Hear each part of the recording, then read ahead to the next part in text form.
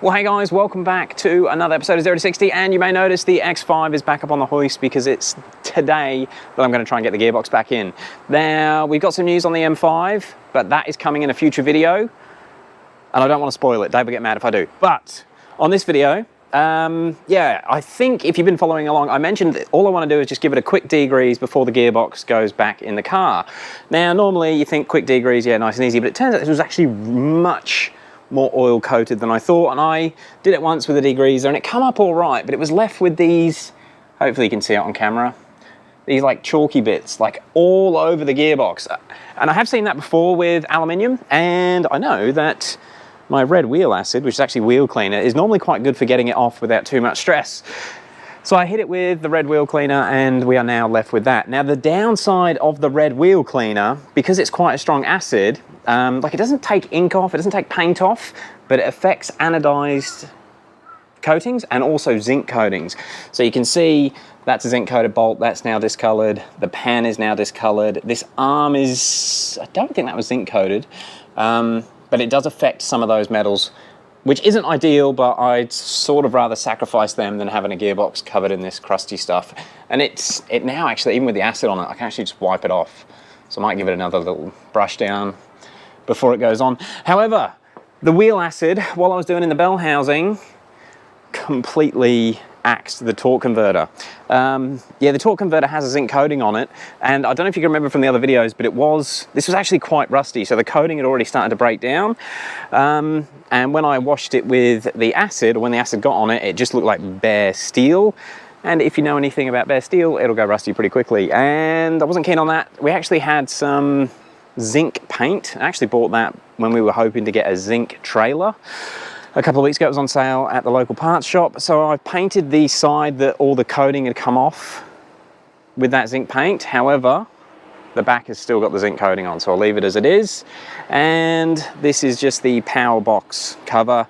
Again, when the acid got on it, it just took all that zinc off, just to stop it going corrody. And I might, once I get the pan off, and I still haven't taken the pan off, I might paint that with the zinc paint as well, just so it looks all fresh, even though it'll be the wrong color, but we'll get to it. But yeah, all in all, the gearbox actually looks quite nice now. You can actually see all the stickers without being covered in oil. So getting the gearbox in the car, I reckon it's not going to be too bad. I was kind of hoping to have it in by lunchtime, but as you do, time gets away from me. It's now 1 o'clock, and what are we going to do? What are we going to do? All right, I think plan of attack. First thing to do will be get the gearbox connected to the bell housing. Once it's on the bell housing, get the flex plate connected, wiring on, oil cooler on, then transfer case on. I'm going to crack on with it. So it is currently, oh, 0 to 60 cruise popping. It is still going. It is 1:06. Let's see how long it takes me to get it all in there ready to start up. Oh, and I nearly forgot. That's conduit. In fact, I've got a clip that I'll cut in now.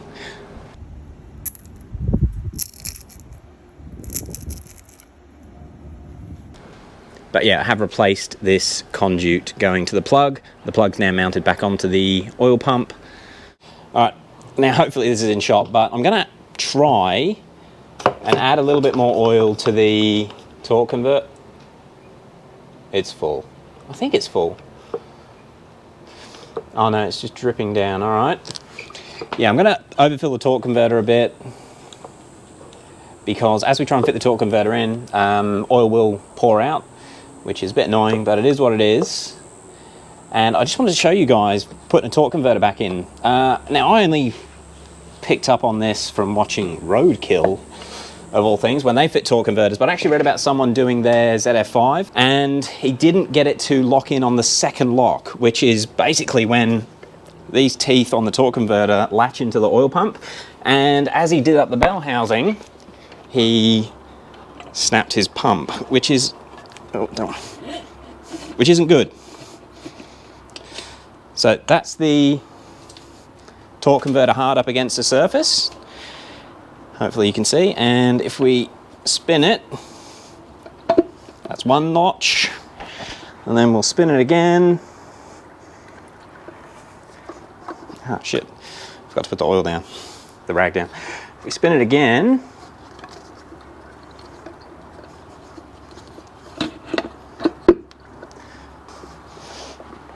There, that one there. So that is now fully in and on the oil pump. That was probably a terrible display of that because it was all flopping around. But yeah, you've always got to make sure it goes back on 2 good clunks. Torque converter's on. Looks like it's been reconditioned now. So let's bring the car down. What I'm going to do, I'm going to lower the car down and then jack the gearbox up. That's the plan anyway.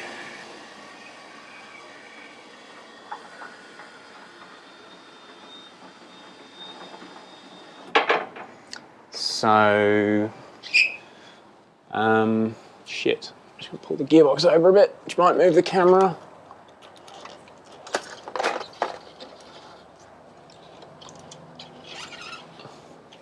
We'll go a bit lower with the car.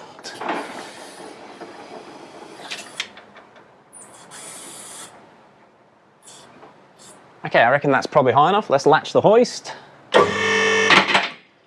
Cool, so we've got some safety now, and it's a matter of coming around and trying to get it in.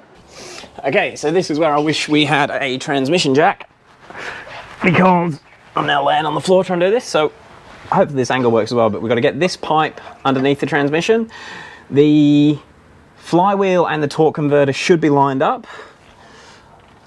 Got to get the shift cable out the way. Let's try and jack the gearbox up.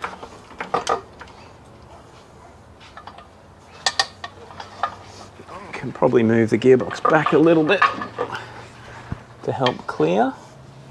Make sure she's still pushed back. And that is that getting caught, I take it.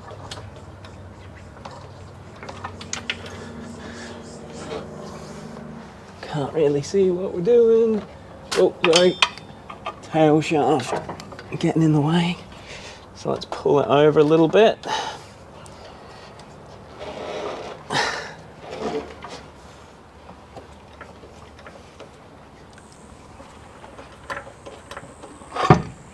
Oh God, I cannot describe how awkward this is. Okay, I can't see what it's stuck on. This is it. It's just that. Okay. It is the drive shaft. Okay, so if we pull it forward and push it that way, hopefully that will give us enough room.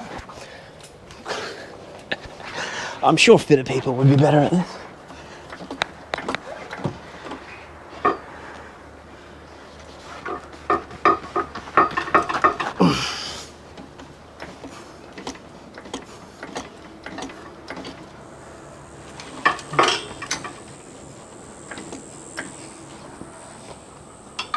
Okay.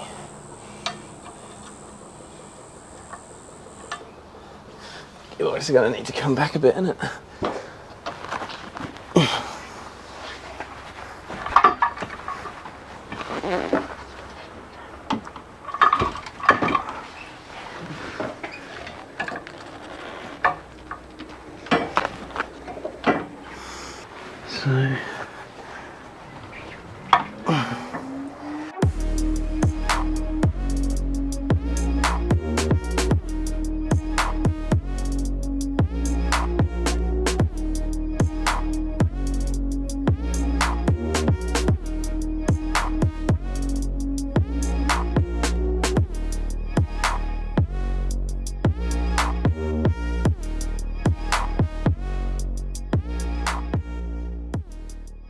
Alrighty, that took 50 minutes to get it bolted back up. I have also connected the trans cooler lines. Now they got bent when I was pulling it out, so they required some bending to get back in place. All of the oil you can see is from the trans cooler lines. However, I need to work out if that's ran back down or if we've caused a problem. Oh, hopefully we haven't split a trans cooler line, but there's a ton of oil just here which shouldn't be there. Hopefully it's just been running back down the lines. But they are now connected. All of the bell housing bolts are in. They're all torqued apart from the bottom two, which I just can't get to because the sway bar's in the way. So we'll do those shortly. Next in line is to get the transfer case on. and then we can actually get the back of the gearbox bolted back up to the car. And it's that sucker that's sitting right over there. And if you're wondering, that is what I used to get all of the bell housing bolts back in place. Because the ones right at the top, can't even show you because it's too dark up there, but it wasn't too bad.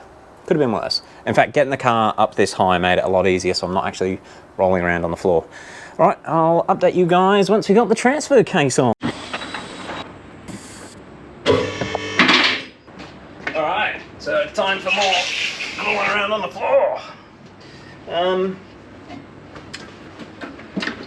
Basically going to do the same thing as we did with the gearbox, but we need to try and get the, you guys can't even see, need to try and get the tail shaft into the transfer case, as well as get the transfer case on the back. It's not going to work, is it? The splines are too big.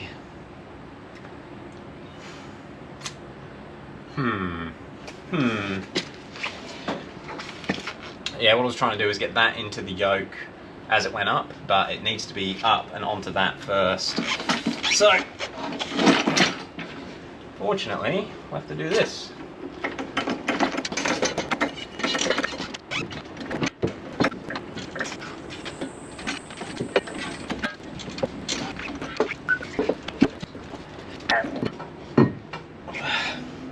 So I think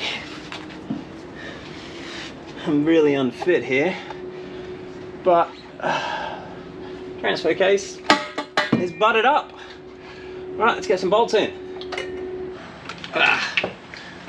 Just so you can see me, right, I'm laying on the floor. I'm going to undo the, what do you call it? Undo the thing for the tail shaft. Tail shaft center bearing, that's what it's called. Okay. And hopefully that will give me, oh, I don't have the right tools. It's not going to reach. Hopefully that will give me enough access to get the tail shaft back in the back of the transfer case. Sorry.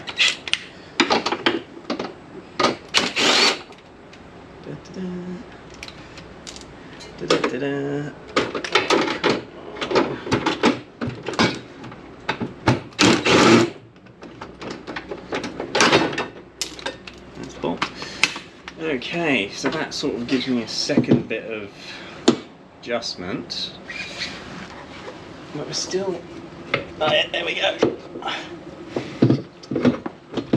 Alright, so that's got this tail shaft in. Just going to put that one back up. Just put one nut on it for now to hold it in place. Oh! You guys missed it all. Fuck, I'm useless. Sorry.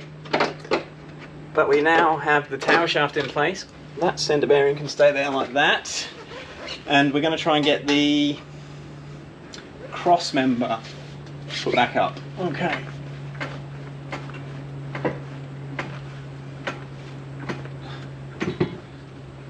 That is pretty much, it's lined up that side. I'll put one in.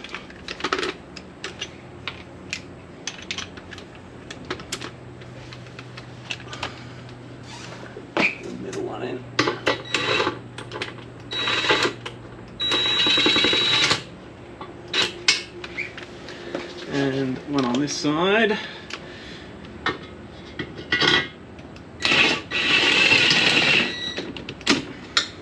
Cool. Cross member is now connected back to the car. Tail shaft is in the yoke, or whatever it's called. That's lined up, so I can get those bolts back in. And then it's just the exhaust.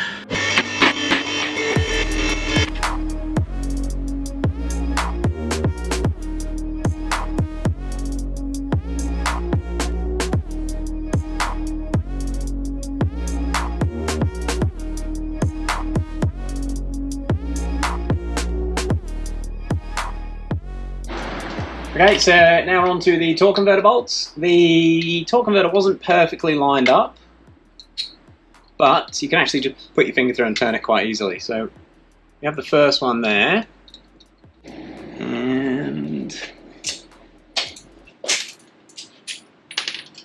hoping I can tighten it without it spinning, just leaning on the edge of the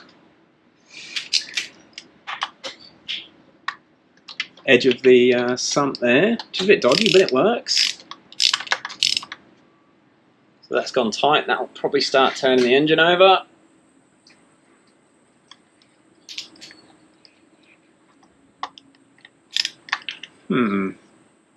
That is just a bit too long. So that's a 17. Use a 17mm deep socket for this. Fits in there a bit nicer. Okay, that is now on the bell housing. Oh, I've got to put Loctite on it. Alright, this is the thing. I'll take it back out and I'll Loctite it, and you'll see me time lapse.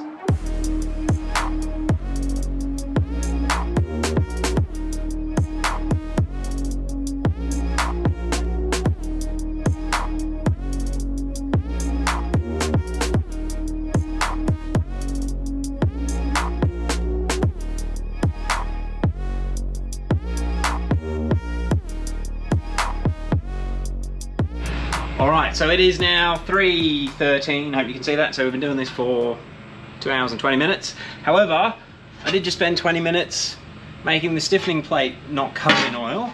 I'm guessing that's never ever been cleaned before. But all that's left to do is actually the stiffening plate and the exhaust. So we're getting there. Alright, I'm going to switch back to time lapse and you'll see me putting the exhaust on shortly.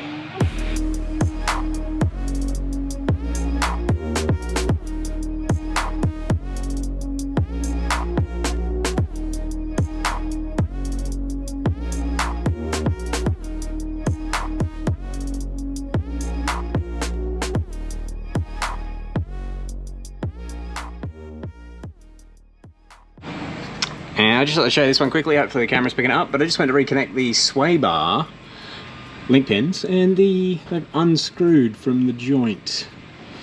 So hopefully we can sort them out, or maybe just need to get some new ones. There's no play in the joints.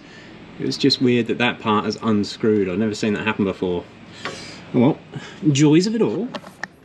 Well guys, I hope you can hear me alright. It is 4:06, so that means it was a 3-hour job to get the transmission in, but exhaust is back on. Everything's done apart from that little piece of conduit, or however you pronounce it. Everything's tight, double checked, triple checked. It's good to go. 3 hours. Yeah, all the O2 sensors are connected. All the O2 wires are running in every clip properly. Damn! Took an hour longer than I thought it would. An hour longer. Who would have thought it would take longer than you expect? Okay. But not too bad. And a good chunk of that was cleaning stuff again, which I probably should have done while it was apart, but I just didn't get a chance. So I'm going to end this video off here. I still have to change the oil filter and clean out that pan, because I haven't taken the pan off. I wanted to drop the pan while it was the right way up so that all the shit and metal and all that sort of stuff comes down with it. I could have taken it off when the transmission was standing up on the bench the other day. However, I didn't want to take it off while all the dirty oil was down in the back. I wanted to do it when all the dirty oil was at the bottom. So that's what I'm going to do next. However, it's 4 o'clock and I want to get this video out really around 5. So I'm going to do that tomorrow. Right now, I'm going to go and edit this video. Anyway, guys, she's in. And it's killing me. I want to know if it works. But it's still probably going to be another hour to service it, fill it up with oil, go through all the procedure once it's been refilled. And we've got to get these videos out. So I'm going to end off now. Also, maybe, possibly, I'm completely knackered and fitting that exhaust on your own is heavy. Oh, and the GoPro's gone flat, by the way. Else it was time-lapsing. Anyway, end it off here. Tomorrow morning, which will be Saturday, we'll have a test and see if the transmission works. All right, guys, thanks again. Catch you on the next one.